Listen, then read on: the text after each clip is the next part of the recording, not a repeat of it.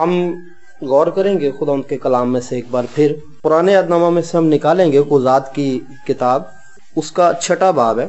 کلام کا جو عنوان ہے، جو ٹاپک ہے، وہ ہے خوشحالی کا بنیادی اصول، the basic rule of prosperity. اصول بہت سارے ہیں خوشحالی کے، بہت سارے اصول ہیں، بہت سارے قوانین ہیں، بہت سارے طریقے ہیں جس سے زندگی میں خوشحالی آتی ہے، لیکن بنیادی جو ہوتا ہے وہ ایک ہی ہوتا ہے۔ اس اصول کے اوپر مختلف اصول بنائے جاتے ہیں، بنیاد ایک ہی ہوتی ہے۔ ہم اس بنیادی اصول کو دیکھیں گے آج۔ خوشحالی کا بنیادی اصول، یہ 6واں باب ہے قضات کی کتاب میں سے، قاضیوں کی کتاب، اس کا 6واں باب۔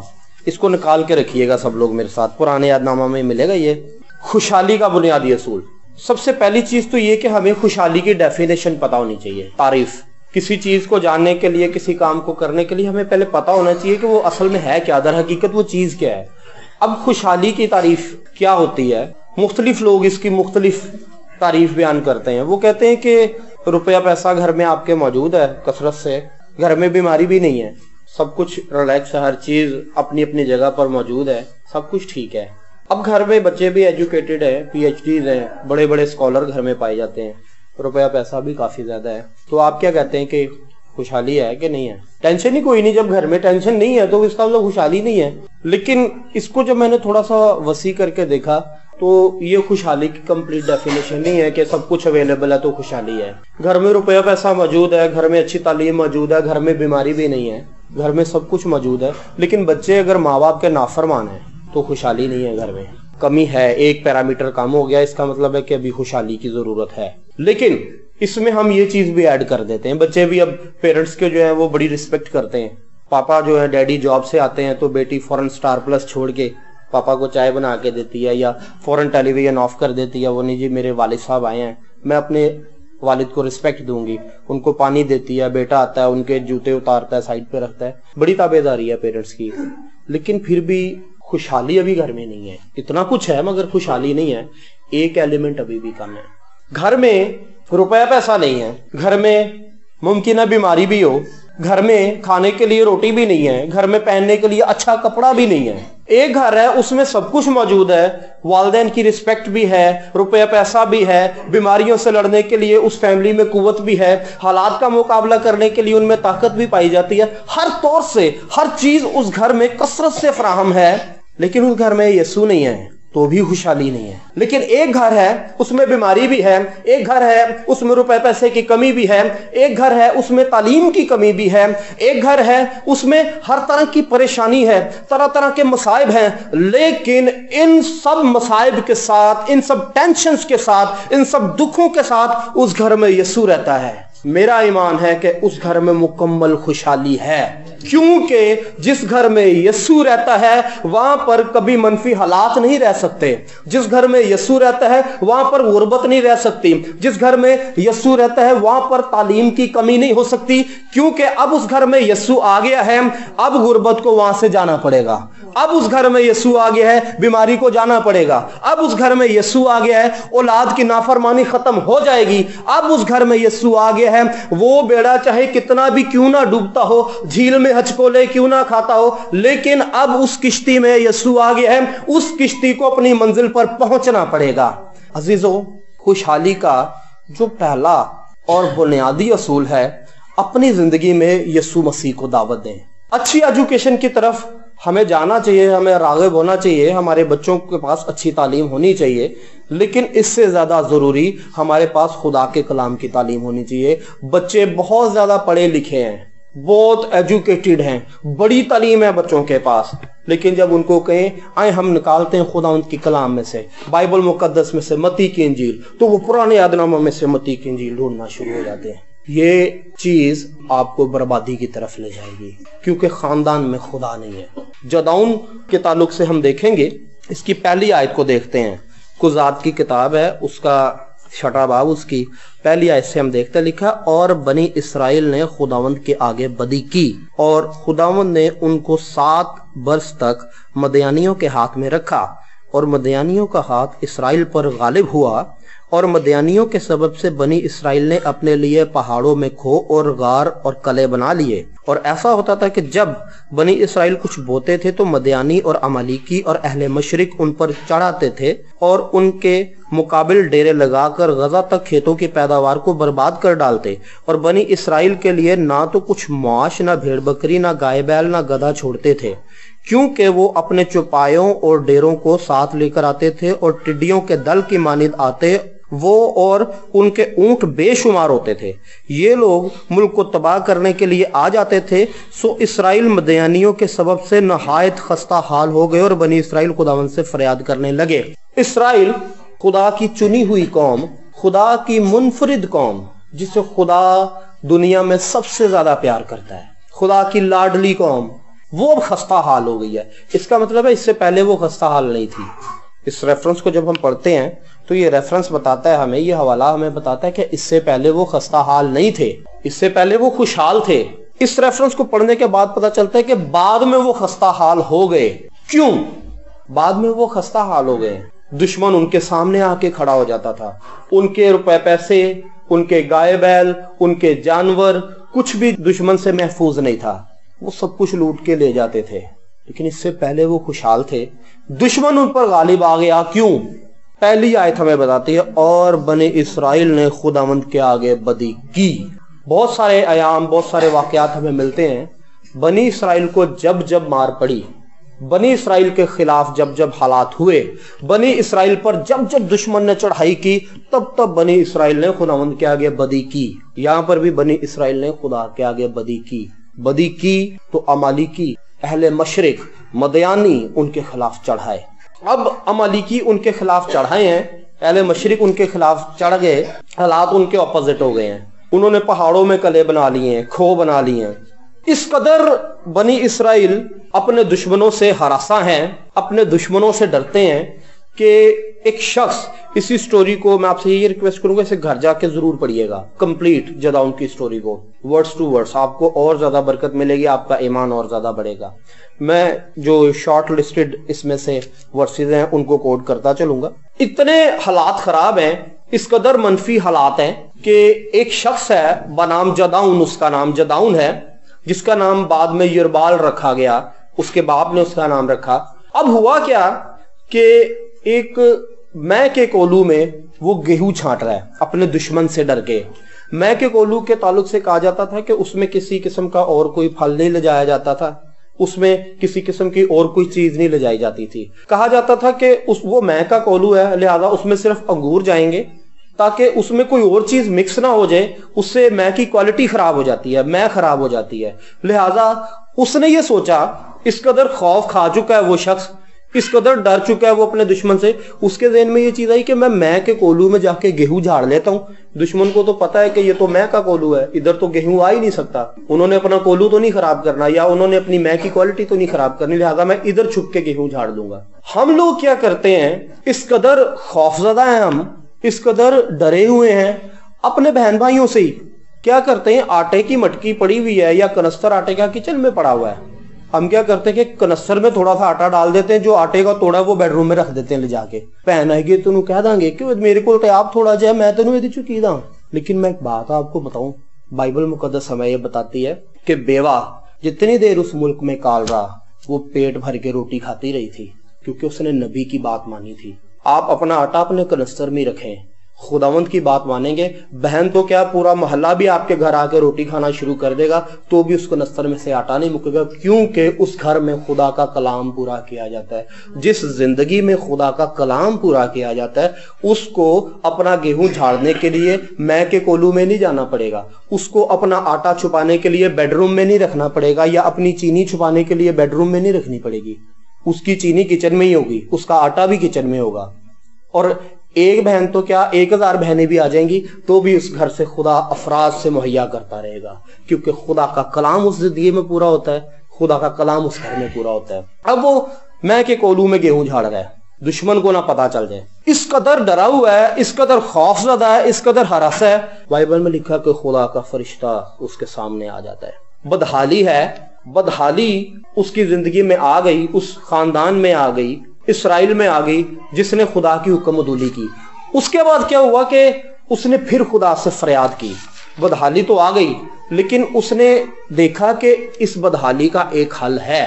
انہوں نے اپنی ایفرٹس کی ہیں, سب ایفرٹس کی ہوں گی بنی اسرائیل نے, ہر ممکن کوشش کر دی ہوگی, علم لڑا لیا ہوگا اور جنگ کرنے کے لیے پوری قوت لگا لی ہوگی, مگر ان سے کچھ بنا نہیں. کلام میں لکھا ہے خستہ حال ہو گئے اور بنی اسرائیل خداوند سے فریاد کرنے لگے. انہوں نے ٹرن کیا, ان کو پتا ہے کہ خدا ہمارے لیے سب کچھ کر سکتا ہے. فی زمانہ ایمانداروں کو پتا ہے, بہت سارے لوگوں کو پتا ہے کہ خدا ہمارے لیے سب کچھ کر سکتا ہے, لیکن اس کے باوجود ہم خدا پر ٹرسٹ نہیں کرتے. خوشحال ہونے کے لیے مختلف سورسز ہم ڈھونڈتے رہتے ہیں. بچوں کو پڑھائیں گے, ہم ان کو ڈاکٹر بنائیں گے, میڈیکل کے پیشے میں بہت پیسہ, بچے ڈاکٹر بنیں گے, روپیہ پیسہ گھر میں آئے گا, ہمارے حالات بدل جائیں گے. بچوں کو انجینئرز بنائیں گے, انجینئرز کی بہت ڈیمانڈ ہے, دبئی میں جائیں گے, دبئی میں بہت ڈیمانڈ ہے انجینئرز کی, ہم بچے ادھر بھیج دیں گے, انجینئر بن جائیں گے, خوشحالی آ جائے گی. اور تو اور اب ایک اور نئی جدت آ گئی, انجینئر بھی بنا دیا, انجینئر کے بعد ڈاکٹر بھی بنا لیا. اب لوگوں نے ایک کام اور پکڑا ہے, ہم اپنے بچے کو پادری بنائیں گے, پادری بن جائے گا, باہر سے ایڈ آئے گی, خوشحالی آ جائے گی. یہ ٹرینڈ بن گیا ہے ہمارا. میں آپ کو بتاؤں, غور سے سن لیجئے اس بات کو, نہ تو انجینئر بننے سے خوشحالی آتی ہے, نہ ڈاکٹر بننے سے خوشحالی آتی ہے, نہ پادری بننے سے خوشحالی آتی ہے. خوشحالی خدا کے کلام کو پورا کرنے سے اپنی زندگی میں آتی ہے. جو مرضی کر لیں, جتنے مرضی ٹل لگا لیں, جتنی مرضی تعلیم حاصل کر لیں, کچھ بھی نہیں ہوگا جب تک خداوند کا خوف آپ کی زندگی میں نہیں ہوگا, تب تک خوشحالی زندگی میں نہیں آئے گی. انہوں نے دوبارہ ٹرن کیا, یو ٹرن لیا. بڑی ایفرٹس کے بعد انہوں نے کہا اب ہمیں یو ٹرن لے لینا چاہیے, ہمارے پاس اور کوئی طریقہ, کوئی اور سورس نہیں ہے, ہمیں خدا کی طرف ہی رجوع کرنا چاہیے. اور کلام میں لکھا ہے کہ تم میری طرف رجوع کرو تو میں تمہاری طرف رجوع کروں گا. خدا اپنے کلام کو کبھی جھوٹا نہیں ہونے دیتا. انہوں نے یو ٹرن لیا, انہوں نے خدا کی طرف دوبارہ رخ کیا, انہوں نے خداوند سے فریاد کی.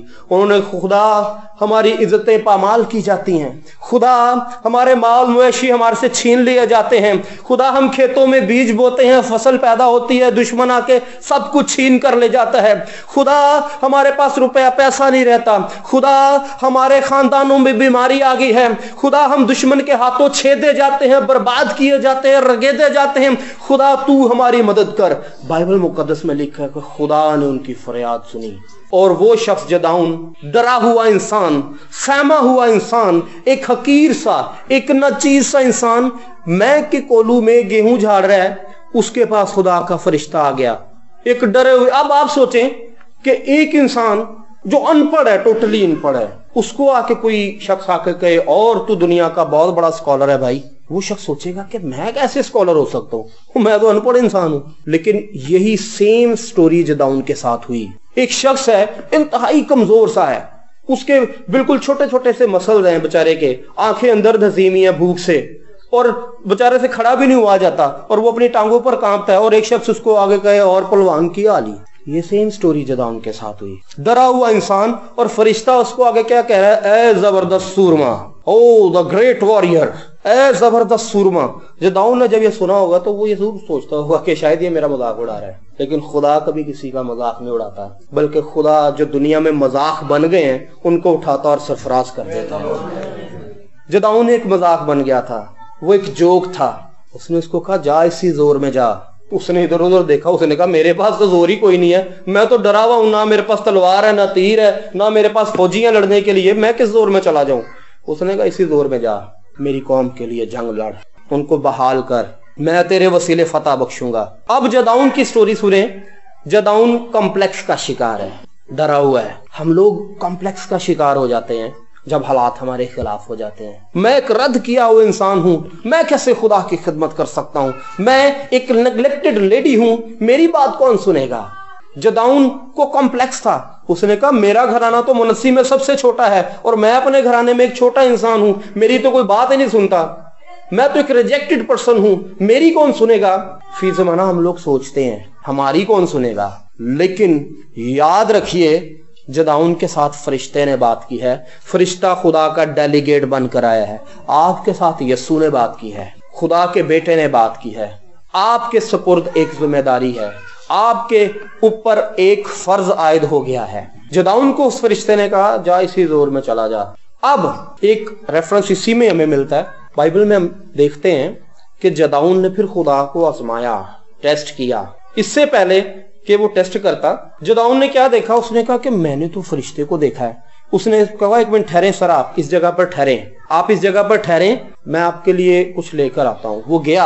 अब उसने तंग दस्ती में भी हदिया गुजराना है। जब हमारे ऊपर तंग दस्ती आती है, रुपए पैसे की कमी आती, तो हम अपना पैसा हाइड कर लेते हैं खुदा से भी। हम ये कहते हैं, अब मैं खुशहाली के बुनियादी असूल को आपसे डिस्कस कर रहा हूं।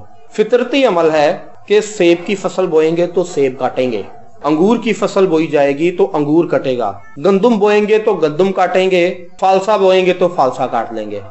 पॉसिबल नहीं है कि अगर हम अंगूर बोएं और उसमें नाशपाती उग जाए, ऐसा भी नहीं होता, सवाल नहीं पैदा होता। उसने क्या किया? उसने हदिया गुजराना।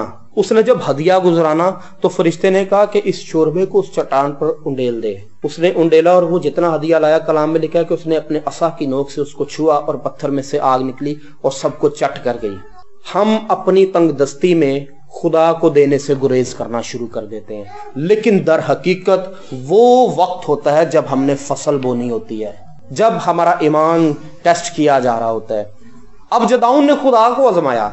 उसने कहा खुदावंद अब मैं पहले जरा वेरीफाई करूं ये तेरी आवाज है कि नहीं। इससे पहले वो खुदा को आजमाता। उसने कहा कि अब तो मैं मर जाऊंगा, मैंने तो डायरेक्ट खुदा के फरिश्ते को देख लिया, मैंने तो खुदा को देख लिया, क्या ऐसा मुमकिन है कि कोई खुदा को देखने से मर जाता है? वो मर गया था वाकई। असल में वो जदाउन जो कहता था मैं बुज़दिल हूं, वो जदाउन जो कहता था मैं कुछ नहीं कर सकता, वो जदाउन जो कहता था मेरा घराना मनस्सी में सबसे छोटा है, वो जदाउन जो कहता था मैं हकीर और नाचीज इंसान हूं, वो वाकई मर गया था। अब उसके अंदर एक सूरमा जिंदा हो चुका था, लेकिन जब तक उसने खुदा को नहीं देखा वो सूरमा उसके अंदर मुर्दा था। लेकिन जब उसने खुदा को देख लिया तो वो जदाउन मर गया और वो सूरमा जिंदा हो गया। खुदा के अंदर फितरत है कि आपके अंदर सूरमाओं को जिंदा करे, आपके अंदर अपने जलाल को भर दे। जिस शख्स के अंदर खुदा का जलाल भर जाता है वो ना तो किसी फौज से डरता है, ना किसी बदरू से डरता है, ना किसी और आफत से डरता है, क्योंकि वो जानता है कि मेरा यीशु दुनिया की हर बदरू पर गालिब आया है, मेरा यीशु दुनिया की हर आजमाइश पर गालिब आया है, मेरा यीशु दुनिया की हर कुव्वत और कुदरत पर गालिब आया है। जब वो कुव्वत और कुदरतों पर गालिब आया तो अब वो मेरे अंदर है, मैं भी गालिब आ जाऊंगा, वो नहीं डरेगा। अब जदाउन ने उसको आगे बढ़ाया। उसने कहा खुदा मैं जरा टेस्ट करूंगा तुझे, मैं चेक तो कर लूं आवाज तेरी थी कि नहीं। मैं एक भेड़ की ऊन को जरा मैदान में रख दूंगा, सब तरफ ओस पड़ती रहे मगर वो ऊन खुश्क रहे। दो तरह से आजमाया, ऊन के जरिए ही उसने। ओस पड़ गई, सब तरफ ऊन खुश्क थी। उसने कहा खुदा अब सिर्फ ऊन पर ओस पड़े, बाकी सारी जगह जरा खुश्क रहे। ऐसा ही हुआ, ऊन गीली हो गई, नचोड़ी गई तो प्याला भर उसमें से पानी निकला, बाकी सब तरफ खुश्क था। जब खुदा आपसे बात करता है, कलाम में लोग कहते हैं जी खुदा को नहीं आजमाना चाहिए, खुदा को नहीं आजमाना चाहिए। वाकई सही बात है, खुदा बहुत गजबनाक होता है, लेकिन आजमाना किस तरह नहीं चाहिए? गुनाह करके। खुदा का सब्र ना आजमाएं कभी, बदी पर बदी ना करते जाएं, झूठ पर झूठ ना बोलते जाएं, गुनाह पर गुनाह ना करते चले जाएं, हकीकत पसंद बने। इस तरह से खुदा को ना आजमाएं, इस तरह से जरूर आजमाएं, चेक करें खुदा को, खुदा आपके लिए कर भी सकता है कि नहीं कर सकता। उसने उसको वेरीफाई किया। उसने कहा अब मैं जाऊंगा। बनी इसराइल खस्ता हाल है, बनी इसराइल बर्बाद हो चुके हैं, बनी इसराइल चारों शाने चित हैं। अब जो शख्स सेलेक्ट किया गया है वो दुनिया का रद्द किया हुआ इंसान है, वो जंग लड़ने के लिए निकला है। उसने अपने साथ हजारों लोग जमा कर लिए। उसने कहा मैं अब जाऊंगा, खुदा मेरे साथ है, मैं मदियानियों के गाटे जाके उतार दूंगा। ये लोग कौन होते हैं जो हमारे सामने आके खड़े हो जाए खुदा मेरे साथ है? वो शख्स पूरी कुव्वत में उठा, वो शख्स पूरी कुदरत में उठा, हजारों लोग लेके चला गया। खुदा ने कहा बेटे तू किधर जा रहा है? इतने सारे लोग, मैं इतने सारे लोगों से फतह नहीं बख्श सकता तुझे। उसके दिन में हो सकता है ये थोड़े हैं, तो लगता होर इकट्ठे करने पैणगे। खुदा ने कहा पुत्र इन्हां नूं घटा, इन्हां नूं घट कर ज्यादा है ने। खुदा ने उसने फिर लोगों को कहा कि जो तरसान हो, जो हरासा हो, जो डर जाए मुखालिफ फौजों से लड़ते हुए, वो वापस चला जाए। कलाम में लिखा है 22,000 वापस चले गए। खुदा ने फिर देखा, उसने कहा हाँ। जदाउन ने कहा अब तो ठीक है, 10-15,000 लोग मेरे साथ हैं, अब मैं जीत जाऊंगा, खुदा भी तो मेरे साथ है। खुदा ने कहा बेटे अभी भी ज्यादा हैं, कम कर इसे। मदियानियों के ताल्लुक से लिखा है कि उनके जो ऊंट थे वो शुमार में रेत के जर्रों की मानिद फैले होते थे मैदान में। ऊंट इतने ज्यादा तो लोग कितने ज्यादा होंगे ये सोचें। उसने कहा खुदावंद अभी भी ज्यादा है, किधरे मैं मारे ही ना जावा, पता नहीं मेरा जो कुछ वेख्या सही भी है ऐसी कि नहीं है ऐसी। शिशो पंज में पड़ गया। اصل میں بتاؤں کیا بات ہے؟ بات یہ ہے کہ خدا منفرد کام کرتا ہے. 1,00,000 لوگ لے کر مدیانیوں پہ تو کوئی بھی شخص جا کے فتح پا سکتا ہے، لیکن 300 لوگ لے جا کر ان گنت مدیانیوں پر فتح پانا یہ ایک منفرد کام ہے. یہ خدا کی قدرت ہے، یہ خدا کی فطرت ہے. 300 لوگ، only 300 people جدعون اپنے ساتھ لے کر گیا ہے مدیانیوں پر فتح پانے کے لیے. اور بائبل مقدس بتاتی کہ جب وہ جدعون ان لوگوں کو لے کر گیا، اس سے پہلے ان لوگوں کا بھی ٹیسٹ ہوا، ان کی بھی ویریفیکیشن ہوئی ہے کیا لوگ یہ جا سکتے ہیں کہ نہیں. لکھا ہے جو کتے کی طرح چپڑ چپڑ کر کے پانی پیئیں وہ شخص یہ جنگ لڑنے جائیں گے. کتے کی طرح کیوں؟ اور بڑے ڈیسنٹ لوگ تھے ادھر. کسی نے کپ نکالا ہوگا، ایسے کر کے پانی پیا ہوگا، کسی نے ایسے کر کے پیا ہوگا، پہلے پانی صاف کیا ہوگا پھر پیا ہوگا. بڑے ڈیسنٹ لوگ بھی ہوں گے اس میں، لیکن یہ کتے کی طرح چپڑ چپڑ کر کے پینے والے کیوں سلیکٹ ہوئے؟ کتے کی نیچر میں کیا چیز شامل ہے جانتے ہیں آپ لوگ؟ کتا وفادار ہوتا ہے. یاد رکھیے گا کتے کی ایک اور نیچر ہوتی ہے، جس گھر میں وہ پل جاتا ہے نا، اس کو ماریں، اس کو دکے دیں، اس کو پتھر ماریں، جوتیاں ماریں، وہ جاتا نہیں ہے ادھر سے چھوڑ کے، ادھر ہی بیٹھا رہتا ہے. پہلے جائے گا مار بور کھا کے ادھر ادھر گھوم کے پھر آگے بیٹھ جائے گا ادھر. یہ اس کی نیچر ہے. خدا جانتا تھا کہ یہ لوگ وفادار ہیں. خدا وفادار لوگ ڈھونڈتا ہے. خدا ایسے لوگ سلیکٹ کرتا ہے کہ اگر تنگی بھی آئے تو وہ ساتھ کھڑے ہوں، کیونکہ خدا تنگی کو رہنے نہیں دے گا، لیکن ان کا ایمان تایا جائے گا، وہ لوگ منفرد کر دیے جائیں گے. اب وہ وفادار لوگ نکلے ہیں، ان میں بے وفا ایک بھی نہیں ہے، سارے ہی وفادار ہیں. Total 301 people. ایک جدعون تھا، 300 اس کے ساتھ تھے. 301 لوگ نکلے ہیں فتح پانے کے لیے ان گنت لوگوں پہ. 301 لوگ نکلے ہیں، آگے مخالف بے شمار ہیں. یہ شمار 301 کا آٹے میں نمک کے برابر بھی نہیں ہے. ایک جدعون ہے. ابتدا ایک شخص سے ہوتی ہے، فاؤنڈیشن بنیاد ایک شخص رکھتا ہے. فیملی میں ریوائولسٹ جو ہوتا ہے وہ ایک انسان ہوتا ہے. خاندان میں ریوائول لے کر آنے والا ایک ہی شخص ہوتا ہے. اگر اس خاندان میں ریوائول آیا تو ایک شخص کے وسیلے آیا، پاسٹر جسٹن منیر کے وسیلے. آج یہ پورے کا پورا گھرانہ یسوع کے ساتھ چلتا ہے. اس خاندان میں ریوائول آیا تو ایک شخص کے وسیلے آیا، اس خاندان میں ریوائول آیا تو ایک شخص کے وسیلے آیا. ریوائولسٹ ایک ہوتا ہے. جدعون ایک تھا، اب وہ جنگ لڑنے کے لیے نکلا، ساتھ اس کے 300 لوگ شامل ہیں. جب وہ مدیانیوں سے جا کے لڑا، بائبل مقدس ہمیں بتاتی ہے کہ وہ اکیلا جدعون نکلا اور سارے مدیانیوں پر فتح پا گیا. ایک جدعون سنگل. یاد رکھیے ہم کہتے ہیں کہ بڑے زیادہ مسائل ہیں، بڑی زیادہ پریشانی. آپ کیا سمجھتے ہیں کہ بنی اسرائیل کی پراسپیرٹی سے ابلیس خوش تھا؟ کیا کہتے ہیں؟ بنی اسرائیل کی پراسپیرٹی سے ابلیس خوش نہیں ہے، کیونکہ بنی اسرائیل خدا کے منصوبے کا حصہ ہیں. بنی اسرائیل خدا کی چنی ہوئی قوم ہیں. ابلیس چاہتا ہے کہ وہ پستے چلے جائیں، وہ برباد ہوتے چلے جائیں، وہ غارت ہوتے چلے جائیں اور ختم ہو جائیں. آپ کی خوشحالی سے ابلیس خوش نہیں ہے.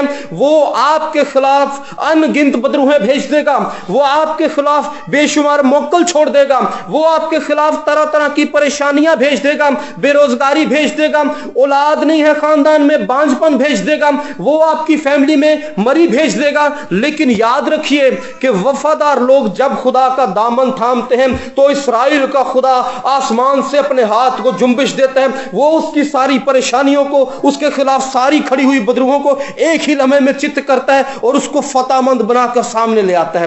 یاد رکھیے اپنی زندگیوں میں ایک بات، کبھی بھی اپنی زندگی میں خدا کو نگلیکٹ نہ کریں، خدا کو اپنی آنکھ سے اوجھل نہ ہونے دیں. داؤد کی فتح کا راز یہی تھا کہ خدا اس کی آنکھوں سے اوجھل نہیں ہوتا تھا. جدعون کی فتح کا راز یہی ہے کہ اس نے خدا پر ٹرسٹ کیا. اس کی دعا بہت خوبصورت ہے، وہ بار بار خدا سے کنورسیشن کرتا ہے، وہ بار بار خدا سے رابطہ کرتا ہے. ہمیں بھی بار بار خدا سے رابطہ کرنے کی ضرورت ہے. پراسپیرٹی کے بہت سارے قوانین ہیں، بہت سارے اصول و ضوابط ہیں، لیکن بنیادی قانون ایک ہی ہے کہ خدا کو نہ چھوڑیں، خدا کا دامن مضبوطی سے پکڑ کے رکھیں، خدا پر اپنی نگاہوں کو مرکوز رکھیں، خدا کو اپنی آنکھ سے اوجھل نہ ہونے دیں. آپ اوجھل ہو گئے تو خدا ڈھونڈ لے گا، لیکن خدا اوجھل ہو گیا تو آپ کبھی نہیں ڈھونڈ سکتے. خدا کو کبھی اپنے سامنے سے نہ جانے دیں. اس وقت میں شدید سٹریس میں ہوں. میں اپنے فیملی کا ایک ہی پرسن ہوں جس پر میری فیملی ڈیپینڈ کرتی ہے. سورس آف ارننگ اکیلا ہی ہوں میں اس وقت اپنی فیملی میں. میری جاب بھی ختم ہو گئی، حالات تھوڑے سے ویسے ہی نیگیٹو چل رہے ہیں. میں شدید پریشر میں تھا اس کلام کو بیان کرنے سے پہلے، لیکن میں ایک بات جانتا ہوں کہ جدعون کا خدا زندہ ہے اور وہ میرے ساتھ ہے. وہ صلیب پر بھی ہو نا, اس کے ہاتھوں پیروں میں کیل گاڑ دیے جائیں, وہ صلیب پر بھی ٹنگ جائے, تو ابلیس یہی سمجھے گا کہ اب تو یہ جڑ دیا گیا ہے, اب یہ کچھ نہیں کر سکتا. میں آپ کو بتاؤں کہ جب وہ صلیب پر ہو تو وہ زیادہ زوراور ہو جاتا ہے, کیونکہ اس کی خون کی قدرت وہاں پر کام کر رہی ہوتی, اور یسوع کے خون کی قدرت کے آگے دنیا کی کوئی قوت نہیں ٹھہر سکتی. اور میں اس بات کو جانتا ہوں کہ آپ کی زندگیوں پر, میری زندگی پر یسوع مسیح کا خون ہے. اس کے خون کی حقیقت کو جانیں. جدعون ایک زبردست سورما بن کے ابھرا اور بنی اسرائیل کو بحال کر کے لے گیا. خدا آپ کو ابھارتا ہے ایک زبردست سورما کے طور پر, تاکہ آپ کی فیملیز میں پراسپیرٹی آ جائے. آپ کی زندگی کے لیے خدا کا منصوبہ خوشحالی کا منصوبہ ہے. خدا کبھی یہ نہیں چاہے گا کہ اس کے لوگ ٹوٹے ہوئے ہوں, گرے ہوئے ہوں, برباد ہوئے ہوں, ان کے پاس لوگوں کو دینے کے لیے کچھ نہ ہو. خدا ہمیشہ یہ چاہے گا کہ آپ کے پاس ہمیشہ خوشحالی رہے, اور خوشحالی رہے تو پھر اس کے لیے ضروری ہے کہ آپ کے پاس خدا رہے. اور جب آپ کے پاس خدا رہے گا تو کوئی مشکل نہیں رہے گی. ایماندار کی زندگی میں مصیبتیں, پریشانیاں حصہ ہیں اس کی زندگی کا, لیکن ایمان کا مظاہرہ وہیں کرنا پڑتا ہے جب مصیبت آتی ہے. آپ اپنے ایمان کو وہیں پر ظاہر کر سکتے ہیں. سو میں خدا ان کا خادم ہونے کے ناطے آپ سے ہمبل ریکویسٹ بھی کروں گا کہ اپنی زندگی سے خدا کو اوجھل نہ ہونے دیں. جدعون خدا کو چیک کرتا ہے, اس کی آواز کو چیک کرتا ہے کہ واقعی یہ خداوند کی طرف سے ہے بھی کہ نہیں ہے. 300 لوگ لے کر میں کیسے فتح پا سکتا ہوں؟ میں اتنا جانتا ہوں خدا کے منصوبے میں اس وقت 300 لوگ ہی تھے. خدا چاہتا تو وہ اکیلے ہی جدعون کو لے جاتا, سب کو غارت کر دیتا جا کے, لیکن خدا نے اس چیز کو شامل کیا. اس نے کہا نہیں, 300 لوگ اور بھی ہونے چاہیے. خدا اپنی بادشاہی میں لوگوں کو شامل کرتا ہے. خدا چاہتا ہے کہ لوگ اس کی بادشاہی کا حصہ بنیں, آپ لوگ اس کی بادشاہی کا حصہ بنیں, خوشحال رہیں, پراسپیرٹی آپ کی زندگی میں رہے. میری دعا ہے, آئیں ہم دعا کریں گے.